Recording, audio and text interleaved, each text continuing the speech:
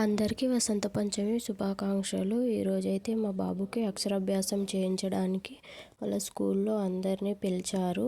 పూజకు కావాల్సినవన్నీ రెడీ చేసుకున్నాం. నేను పెడుతున్నా, వాడు తీసేస్తున్నాను. నేను మా ఆయన అయితే రెడీ అయ్యి వెళ్తున్నాము.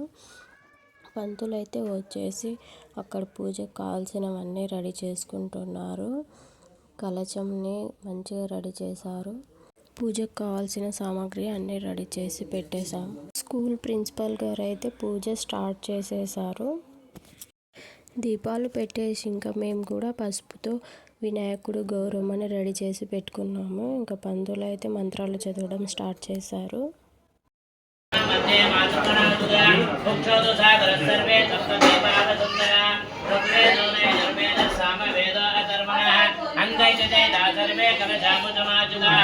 గాయత్రి జైవ సావిత్రి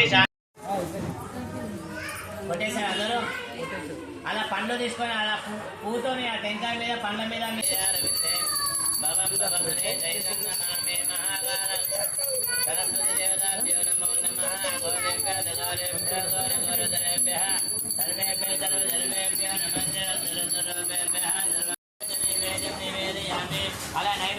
పూజ కూడా అయిపోయింది. హారతి కూడా ఇచ్చేసాం. ప్రసాదాలు కూడా పెట్టేసి ఇంకా మేమైతే మా కన్నయ్య గారిని పలక మీద అక్షరాలు దిద్దిచ్చేసాము.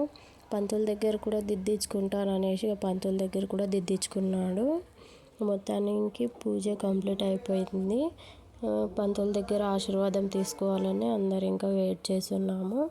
స్కూల్లో అయితే చాలామంది వచ్చారు పూజ కోసం. అలాగా మా కన్నయ్యగారు పూజ చేసుకొని మంచిగా ఆడుకున్నాడు కొద్దిసేపు.